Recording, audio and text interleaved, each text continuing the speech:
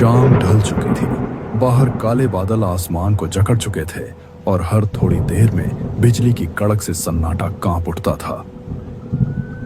कमरे के भीतर आदित्य मेज पर झुका कागजों में उलझा बैठा था। आंखों में थकान और माथे पर चिंता की सिलवटें साफ झलक रही थीं। तभी अचानक किचन से दरवाजा जोर से पटकने की आवाज गूंजी। अगले ही पल नैना तेज कदमों से कमरे में दाखिल हुई।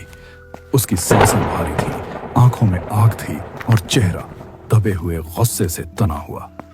बिना कुछ कहे ही उसका आना बता रहा था। अब खामोशी टूटने वाली है। अब बस आदित्य, मुझसे और नहीं सहा जाता। हर दिन वही तंगी, वही समझौते। मैं थक चुकी हूँ इस जिंदगी से। मुझे अपने मायके जाना है। नैना, ऐसे अचानक मत बोलो। हालात थोड़े मुश्किल जरूर हैं, लेकिन मैं कोशिश कर रहा हूँ। दिन रात मेहनत कर रहा हूँ तुम्हें खुश रखने के लिए। कोशिश? सिर्फ कोशिश से जिंदगी नहीं चलती। तुम्हारा ये छोटा सा घर, ये खाली अलमारियां, हर चीज मुझे घुटन देती है। घर छोटा है ये सच है, लेकिन इसमें प्यार की कमी नहीं है नैना। मैंने कभी तुम्हें किसी चीज की कमी महसूस कराने की जानबूझकर कोशिश नहीं की। प्यार से पेट नहीं भरता आदित्य, ना ही सपने पूरे होते हैं। मैं हर दिन खुद को समझाती रही, लेकिन अब और नहीं। बस थोड़ा वक्त दे दो, हालात बदलेंगे। मैं चाहता हूँ कि तुम मेरे साथ रहो, मेरा सहारा बनो। मैंने बहुत वक्त दे दिया, अब फैसला कर लिया है। मैं मायके जाऊंगी।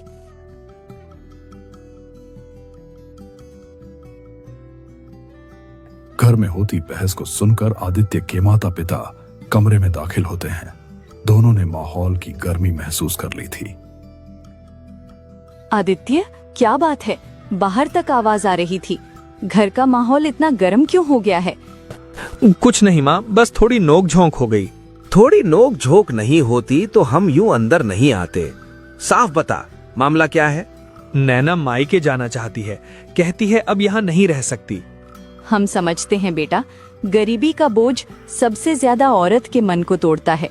लेकिन तू भी गलत नहीं है आदित्य। तू मेहनत कर रहा है, कोशिश कर रहा है। हालात एक दिन में नहीं बदलते। यही तो समझाना चाहता हूँ बाबूजी। घर छोटा है, पैसे कम हैं, मगर दिल में कोई कमी नहीं है। बेटा, रिश्ते प्यार से चलते हैं, पर सब्र भी दोनों तरफ से चाहिए। गुस्से में लिया गया फैसला अक्सर बाद में चुभता है। अभी हालात बिगाड़ने से बेहतर है उन्हें संभालना। तू शांति से बात कर, हम भी समझाने की कोशिश करेंगे। मैंने बहुत समझाने की कोशिश की बाबूजी, लेकिन शायद वो अब सुनने के मूड में नहीं है। लगता है बहू का मन अभी यहाँ नहीं लग रहा। मेरी बात बुरी मत मानना बेटा। अभी कुछ दिनों के लिए उसे मायके छोड़ाओ, शायद वहाँ रहकर उसका मन हल्का हो जाए। हाँ बेटा, जब मन अशांत हो तो जबरदस्ती रोकना ठीक नहीं होता। बहू अगर अभी यहाँ रहेगी तो रोज का तनाव और बढ़ेगा। कुछ दिन अपने घर में रहेगी तो शायद सब ठीक से सोच पाए। ये सुनते ही नैना बीच में बोल पड़ी। उसकी आंखों में साफ जिद उतर आई थी। अब और समझाने की जरूरत नहीं है। मैंने जो फैसला लिया है वो सोच समझ कर लिया है। यहाँ रहकर मैं घुटती जा रही हूँ। हर दिन खुद को समझाना पड़ता है। अगर अभी नहीं गई तो शायद कभी हिम्मत ही न जुटा पाऊं। मुझे अपने मायके जाना ही होगा।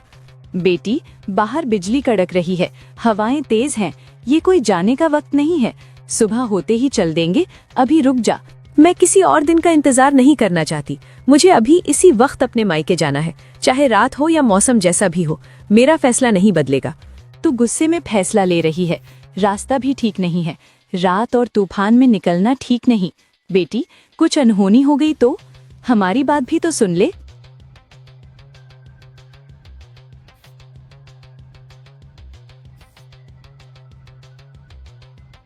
मुझे पता है बाहर आंधी चल रही है, हवाएं तेज हैं, बादल गरज रहे हैं, लेकिन मैं सुबह तक रुकना नहीं चाहती। मैं अभी इसी रात जाना चाहती हूँ। अगर आज नहीं गई तो शायद फिर कभी जा ही नहीं पाऊंगी। मौसम चाहे जैसा हो, मेरा फैसला बदलने वाला नहीं है। आदित्य की नजर अपने पिता पर टिक गई, जैसे वह उनसे कोई हल मांग रहा हो। पिता ने पल भर की चुप्पी ओढ़ी और फिर बोझिल स्वर में बोलना शुरू किया। अगर वो किसी की बात सुनने को तैयार नहीं है तो जोर जबरदस्ती का कोई फायदा नहीं। जाने दो उसे, शायद वहां जाकर उसका मन हल्का हो जाए। लेकिन मैं उसे इस हालात में अकेले नहीं भेज सकता। आदित्य, तुम उसके साथ जाओ। हालात जैसे भी हों, एक पति का फर्ज है कि वो इस वक्त उसके साथ खड़ा रहे। ठीक है बाबूजी, मैं उसके साथ जाऊंगा। जैसे ही वे बाहर निकले, आंधी ने उन्हें अपने झटकों में जकड़ लिया। हवा कपड़ों से टकराकर सीटी सी बजाने लगी। आसमान पूरी तरह अंधेरे में डूब चुका था और बिजली की भयानक कड़क पूरे गांव को झकझोर रही थी। बारिश और तेज हवाओं के बीच एक एक कदम बढ़ाना भारी पड़ रहा था। किसे अंदाजा था कि यही रास्ता उनकी जिंदगी का आखिरी मोड़ बन जाएगा। गांव से निकलता वह कच्चा रास्ता जंगल की ओर बढ़ता था। मिट्टी अब दलदल बन चुकी थी। पांव हर कदम पर धंस रहे थे। हवा के उग्र झोंके पेड़ों की डालियों को बेरहमी से तोड़ते हुए गुजर रहे थे और कभी कभी दूर आसमान में बिजली चिंगारी की तरह फट पड़ती थी। आदित्य और नैना साथ साथ चल रहे थे। तभी एक पुराने झुके हुए बरगद के नीचे नैना अचानक रुक गई। उसकी आंखों में अजीब सा सन्नाटा था, आवाज में हिम्मत और पीड़ा का गहरा मेल। उसने आदित्य की ओर देखा, नजरों में जलती हुई आग थी और शब्दों में ऐसा फैसला जिसे अब कोई मोड़ नहीं सकता था। आदित्य, मैं अब आधी अधूरी बातों में नहीं जी सकती। मुझे साफ कहना है, मैं तुम्हारे साथ हूँ, लेकिन उस जिंदगी में नहीं जहाँ हर दिन समझौता ही मेरी पहचान बन जाए। तुम्हारे माँ बाप बूढ़े हैं, ये मैं जानती हूँ और उनका सम्मान भी करती हूँ, लेकिन हर बोझ मेरे ही कंधों पर क्यों आ जाए? मैं उनकी सेवा के लिए बनी हूँ या अपनी जिंदगी जीने के लिए? मैं हर दिन खुद को मारकर निभाने की ताकत अब नहीं रखती। मैं तुम्हारे बूढ़े माँ बाप के साथ इस तरह बंध कर नहीं रह सकती कि मेरी अपनी सांस घुटने लगे।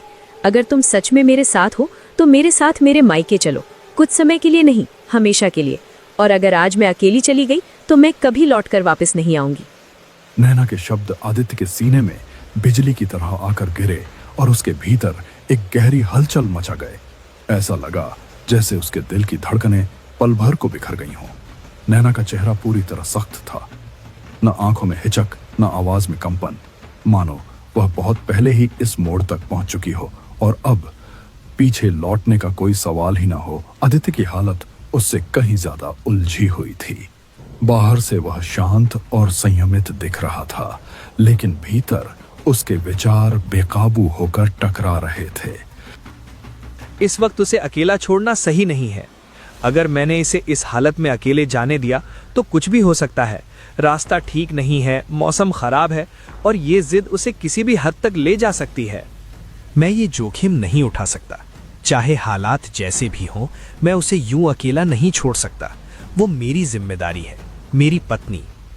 मैं तुम्हें इस हाल में अकेला नहीं छोड़ सकता नैना।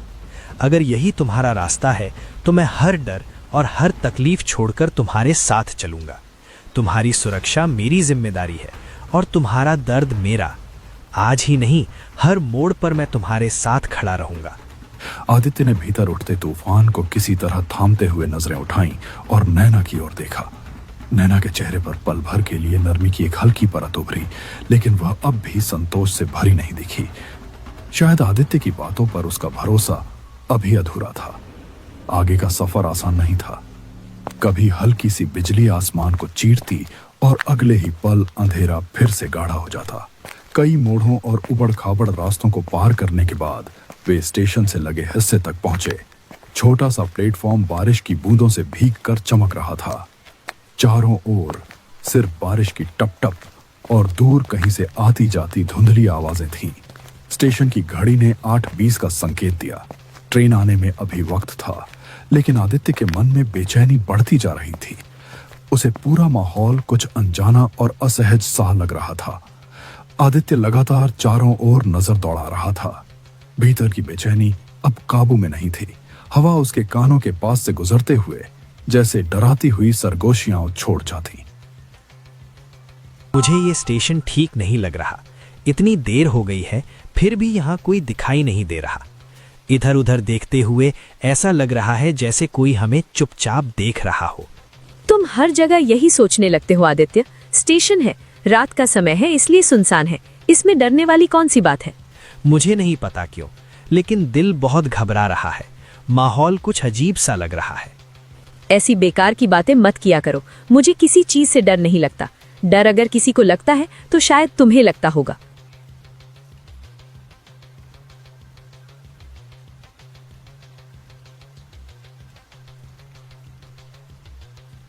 समय भारी होकर खिसक रहा था। घड़ी की चाल थमी सी लग रही थी और ट्रेन का इंतजार और भी बेचैन करने लगा। नैना, पता नहीं आज क्यों मन बहुत घबरा रहा है। ये जगह मुझे कुछ ठीक नहीं लग रही। इतना समय हो चुका है मगर अभी तक ट्रेन नहीं आई है। चारों तरफ इतना सन्नाटा है कि दिल और बेचैन हो रहा है। हवा भी अजीब लग रही है, जैसे कुछ गलत होने वाला हो। नैना ने आदित्य की तरफ नजर उठाई। होठों पर एक अड़ी हुई मुस्कान थी जिसमें जिद भी थी और चुनौती भी। तुम हर बात में डर ढूंढ लेते हो आदित्य। मुझे इन बातों से कोई फर्क नहीं पड़ता। ये सब बस तुम्हारे मन का वहम है और मैं वहमों के सहारे फैसले नहीं बदलती। कुछ देर बाद एक तेज सीटी और भारी शोर के साथ ट्रेन स्टेशन पर आ लगी। आदित्य और नैना ने बिना वक्त गवाए भागते हुए डिब्बे में कदम रखा। भीतर इक्का दुक्का ही यात्री थे। पूरा डिब्बा किसी अनजानी खामोशी में डूबा हुआ। ट्रेन धीरे धीरे रफ्तार पकड़ने लगी। खिड़की के बाहर अंधेरा और सघन होता चला गया। कभी कभी बिजली की चमक आसमान को चीर देती और पल भर के लिए उभरती पेड़ों की परछाइयां डरावने साए जैसी प्रतीत होती। करीब 45 मिनट बाद अचानक एक जोरदार झटके के साथ ट्रेन थम गई। पहियों की चरमराहट ने सन्नाटा तोड़ दिया। यात्री हड़बड़ाकर अपनी सीटों से उठ खड़े हुए और डिब्बे में घबराहट फैल गई। ट्रेन अचानक क्यों रुक गई? बीच जंगल में तो कोई स्टेशन भी नहीं है। इस वक्त और इस जगह पर रुकना ठीक नहीं लग रहा। मुझे भी समझ नहीं आ रहा। इतनी जोर की आवाज आई, कहीं इंजन में कुछ खराबी तो नहीं हो गई?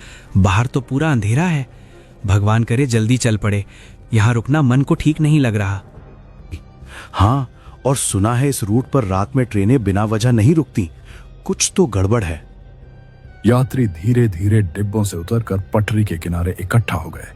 तभी सामने से एक टीटी तेज कदमों में आता हुआ दिखाई दिया और उसने सबकी ओर देखते हुए कहा, ध्यान दीजिए सभी यात्री, इंजन में तकनीकी खराबी आ गई है, इसलिए ट्रेन आगे नहीं बढ़ पाएगी। इसे ठीक होने में कम से कम 4-5 घंटे लग सकते हैं। आप सभी से अनुरोध है कि घबराएं नहीं और पटरी के किनारे सुरक्षित दूरी बनाकर खड़े रहें। जैसे ही कोई जानकारी मिलेगी आपको तुरंत बताया जाएगा। उसकी बात खत्म होते ही वातावरण और बोझिल हो गया। यात्रियों के बीच खुसर पुसर फैलने लगी। बेचैनी में सबकी नजरें इधर उधर भटकने लगी। तभी नैना अचानक ऊंची आवाज में बोल पड़ी, 4-5 घंटे यहाँ खड़े रहना मेरे लिए समय बर्बाद करने जैसा है। मैं 1 मिनट भी और स्टेशन पर नहीं रुकना चाहती। चलो यहाँ से अभी। आदित्य ने बेचैन नजरें चारों तरफ घुमाई। अंधेरे में जंगल की ओर जाता रास्ता अब पहले से कहीं ज्यादा खौफनाक लग रहा था। अभी इस अंधेरे में? नैना, हालात ठीक नहीं लग रहे। रात है, जंगल पास है, थोड़ा सोचो। मुझे ये जगह और ये रास्ता बिल्कुल ठीक नहीं लग रहा। ट्रेन रुकी है, लोग घबराए हुए हैं। ऐसे में निकलना सही नहीं होगा। कम से कम सुबह होने तक रुक जाएं। रात में जंगल के रास्ते जाना खतरे से खाली नहीं है। सोचने का वक्त कब का निकल चुका है। 4-5 घंटे में तो मैं अपने मायके पहुंच जाऊंगी। यहाँ से जंगल की तरफ कहीं ना कहीं बस स्टैंड मिलेगा, वहीं से बस पकड़ लेंगे। तुम्हें डर लग रहा है, मुझे नहीं। मैं यहाँ बैठकर वक्त नहीं गवाऊंगी। मैंने फैसला कर लिया है। अगर तुम मेरे साथ चलोगे तो ठीक, और अगर नहीं तो मैं अकेली ही चली जाऊंगी।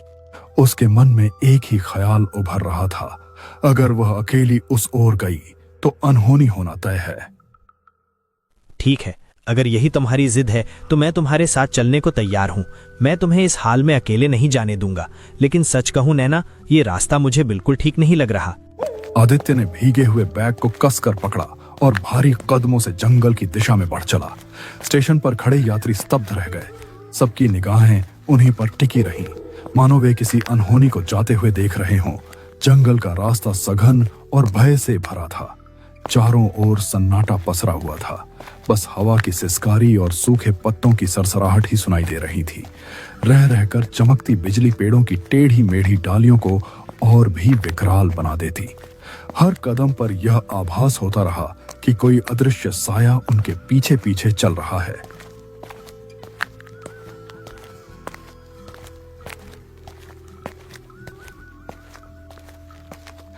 थोड़ी दूर आगे बढ़ते ही जंगल अचानक खुल गया और सामने एक चौड़ी नदी आ खड़ी हुई। बिजली की चमक में उसका पानी चांदी की धार जैसा दमक रहा था, लेकिन तेज बहाव उस सुंदरता के पीछे छिपे खतरे को साफ बयान कर रहा था। ये इतनी चौड़ी नदी, मुझे नहीं लगा था रास्ता यहीं आकर रुक जाएगा। अब इसे पार कैसे करेंगे? पानी बहुत तेज बह रहा है। ये कौन सी नई मुसीबत आ गई? इतनी दूर आकर रुकना भी ठीक नहीं है। कोई ना कोई रास्ता तो होगा। कुछ देर बाद दोनों की नजर नदी पर ठहर गई। बीच धार से एक नाव धीरे धीरे किनारे की ओर सरकती चली आ रही थी। उस पर दूर दूर तक कोई सवार नहीं था। बस लहरों की हल्की थाप के साथ वह नाव मानो अपने आप रास्ता तय कर रही हो। नैना, ये नाव अपने आप यहाँ कैसे आ गई? बिना नाविक के, बिना चप्पू के? मुझे ये ठीक नहीं लग रहा। कहीं इसमें कोई खतरा तो नहीं? तुम फिर वही सोचने लगे। देखो, यही तो भगवान का सहारा है। जब रास्ता बंद होता है तभी ऊपर वाला मदद भेजता है। मदद अगर होती तो किसी के होने का निशान तो होता। अंधेरी रात, सुनसान जंगल, मुझे कुछ गड़बड़ लग रही है। बस करो आदित्य, हर चीज में शक मत ढूंढो। अगर भगवान ने नाव भेजी है तो उसी से पार करना होगा। मैं अब और रुकना नहीं चाहती। दोनों नाव पर सवार हो गए। बिना चप्पू और बिना किसी नाविक के वह नाव धीमी गति से बहती हुई उन्हें नदी के पार ले गई। जैसे ही उन्होंने दूसरी ओर कदम रखा, सामने का दृश्य उन्हें सिहराने लगा। कुछ ही दूरी पर एक जर्जर कुआं खड़ा था, टूटी हुई ईंटों से बना, जिस पर बेलें लिपटी थीं और काई की मोटी परत जमी हुई थी। चारों ओर घना सन्नाटा पसरा था। हवा तक मानो थम गई हो। आदित्य की नजर उसी कुएं पर जाकर जम गई। नैना बिना हिले उसी जगह जमी रही। जंगल के बीच ऐसा कुआं यहाँ? कुछ तो सही नहीं लग रहा नैना। ऐसे वीराने में कुआं अपने आप नहीं होता। जरूर इसके पीछे कोई कहानी है। आदित्य भारी कदमों से कुएं की ओर बढ़ा और जैसे ही उसने भीतर झांका, उसके सीने में ठंड उतर गई। कुएं की गहराई में नैना बैठी हुई थी, एकदम वैसी ही। वही कपड़े, वही चेहरा, वही भाव। उसकी सांस अटक गई। गला सूख चुका था। कांपती नजरों से उसने अपने पास खड़ी नैना की ओर देखा। दिमाग में एक ही सवाल गूंज रहा था, अगर नैना कुएं के अंदर है तो मेरे बगल में खड़ी है कौन है? नैना, एक बात बताओ, तुम सच में तुम ही हो ना? मतलब आज तुम कुछ अलग सी लग रही हो। तुम्हारी बातें, तुम्हारा व्यवहार, सब कुछ। यह सुनते ही नैना की आंखों में आग सी भड़क उठी, मानो भीतर दबा हुआ क्रोध अचानक फूट पड़ा हो। ये क्या बेहुदा सवाल है? तुम कैसी बातें कर रहे हो? अलग? हमारी शादी को 3 साल हो चुके हैं आदित्य, और आज तुम मुझ पर शक कर रहे हो? अगर मैं नैना नहीं हूँ तो फिर तुम्हारे साथ इतने साल कौन रही? बताओ, मैं कौन हूँ? आदित्य ने उसी पल बात को वहीं थाम लिया। कुएं में दिखी उस भयानक परछाई का जिक्र उसने बिल्कुल नहीं किया और बात बदलते हुए बोला, नहीं, कुछ नहीं। शायद अंधेरे की वजह से दिमाग ज्यादा सोचने लगा है। चलो, यहाँ खड़े रहना ठीक नहीं, आगे चलते हैं। दोनों तेजी से आगे बढ़ते चले गए, लेकिन जंगल का रास्ता अब अजीब ढंग से बदलने लगा था। पेड़ बार बार वहीं से लगते, जैसे वे किसी अदृश्य घेरे में घूम रहे हों। तब उन्हें समझ आया कि वे जंगल में भटक चुके हैं।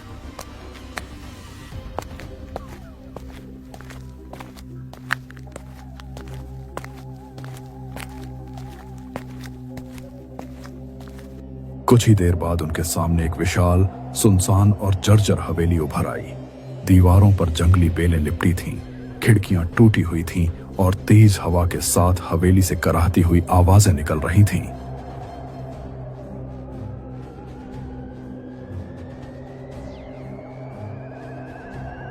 ये जगह मुझे बिल्कुल समझ नहीं आ रही। रास्ते पर चलते हुए तो कुछ और ही था, और अब अचानक ये हवेली सामने खड़ी है। जंगल के बीच ऐसी सुनसान इमारत, ऐसा लगता है जैसे हम कहीं और ही आ पहुंचे हो। इसी का तो डर था मुझे नैना। रास्ता हमें जहां ले जाना चाहिए था वहां नहीं ला रहा। ये हवेली यूं अचानक सामने नहीं आती। कोई ताकत है जो हमें भटका रही है। ये जगह बिल्कुल भी साधारण नहीं है। बाहर तूफान बहुत तेज हो गया है आदित्य, अंधेरा भी गहराता जा रहा है। ऐसे में यहाँ खड़े रहना ठीक नहीं। चलो हवेली के अंदर चलते हैं, हो सकता है कोई वहां रहता हो और हमें मदद मिल जाए। आदित्य एक पल ठिठक गया। उसके मन में अनगिनत शंकाएं उमड़ पड़ी, लेकिन हालात की मजबूरी ने उसे सिर झुकाकर हामी भरने पर मजबूर कर दिया। ठीक है, हालात ऐसे हैं कि और कोई रास्ता नहीं दिख रहा। चलो अंदर चलते हैं, लेकिन हमें बहुत संभल कर रहना होगा। दोनों ने हवेली के भारी चरमराते दरवाजे को पूरी ताकत से धकेला और भीतर दाखिल हो गए। जैसे ही उन्होंने अंदर कदम रखा, दरवाजा अपने आप जोर से बंद हो गया। घबराकर आदित्य और नैना ने ऊंची आवाज में पुकार लगाई। कोई है यहाँ? अगर कोई सुन रहा हो तो बाहर आ जाइए। हम रास्ता भटक गए हैं और बाहर बहुत तेज तूफान चल रहा है। यहाँ कोई रहता है क्या? अगर कोई है तो कृपया जवाब दीजिए, हमें मदद चाहिए, हम इस जंगल में फंस चुके हैं। लेकिन पूरी हवेली में जवाब के नाम पर बस उनकी ही आवाजें टकराकर लौट आईं, जैसे यह जगह बरसों से सूनी पड़ी हो। नैना कुछ कदम आगे बढ़ी ही थी कि उसकी नजर सामने की दीवार पर जा टिकी। वह सिहर उठी और घबराकर चीख पड़ी। आदित्य को आवाज देने लगी। आदित्य, जल्दी यहाँ आओ। ये देखो, मुझे ये बिल्कुल ठीक नहीं लग रहा। मैं समझ नहीं पा रही हूँ, लेकिन इसे देखकर दिल बहुत घबरा रहा है। दीवार पर टंगी तस्वीर पर नजर पड़ते ही आदित्य के कदम लड़खड़ा गए, जैसे जमीन उसके नीचे से सरक गई हो। वह तस्वीर किसी और की नहीं थी, वह नैना ही थी।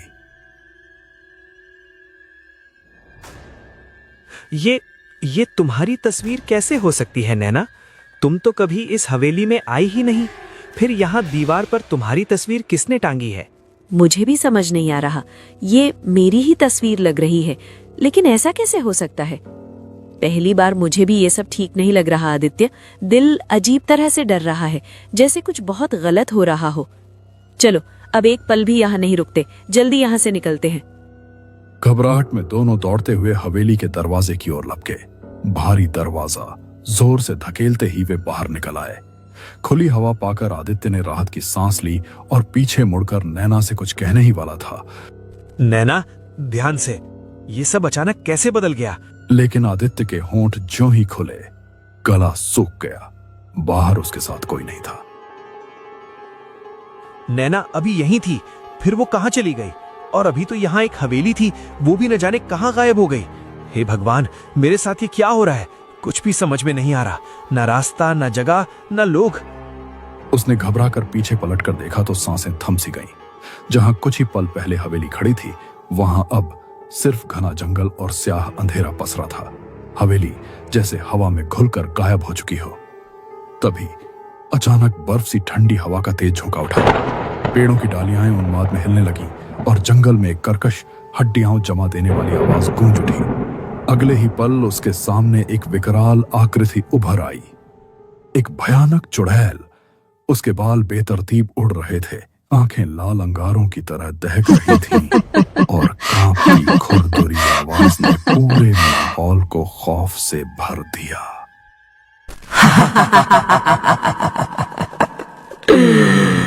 अब उसे ढूंढना बेकार है आदित्य।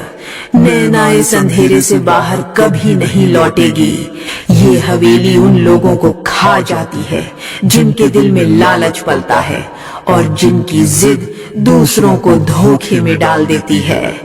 वो यहाँ आई अपने फैसलों के साथ और यही उसकी आखिरी मंजिल बनी। जो इस रास्ते पर आता है वो कुछ न कुछ खोकर ही जाता है। कोई अपना चेहरा, कोई अपना सच और कोई अपनी सबसे प्यारी चीज। नैना कहाँ है? तुमने उसके साथ क्या किया? उसे मेरे सामने लाओ। वो जिंदा है ना? जिंदा? यहाँ जिंदगी और मौत का फर्क मिट जाता है। अब वो इस हवेली की सांसों में कैद है। तुम समझ गए ना आदित्य? तुम्हारे दिल में न लालच था न धोखा। तुम तो बस उसका साथ दे रहे थे, उसे सुरक्षित घर पहुंचाना चाहते थे। लेकिन वो उसके मन में जीत की जिद थी, अपने फैसले को हर हाल में सही साबित करने का लालच था। उसी जिद ने उसे यहाँ तक खींच लाया। ये हवेली उन्हीं को निगलती है जिनके इरादे अधूरे होते हैं और जिनके दिल में सच के बजाय धोखा पलता है। यहाँ आने वाला हर कोई अपने सच से भागता है और यही जगह उसके झूठ को उसकी कब्र बना देती है।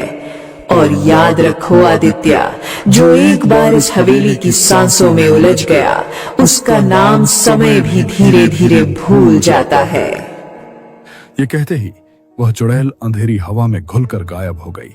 आदित्य वहीं जड़ सा खड़ा रह गया, चारों ओर फैले रहस्यमय सन्नाटे और रात के गहरे गुप्त अंधेरे के बीच बिल्कुल अकेला। काश उस रात तुम मायके जाने की जिद ना करती नैना। काश मैंने तुम्हें और जोर से रोक लिया होता। थोड़ा सब्र किया होता तो शायद आज तुम मेरे साथ होती। धीरे धीरे आसमान में सुबह की पहली रोशनी फैलने लगी। जंगल की सन्नाटा टूटा और चिड़ियों की चहचहाहट गूंज उठी। मगर आदित्य के दिल पर उस रात की दहशत हमेशा के लिए अंकित हो चुकी थी, एक ऐसी सीख बनकर कि जिद और धोखे की राह का अंत सिर्फ तबाही ही होता है।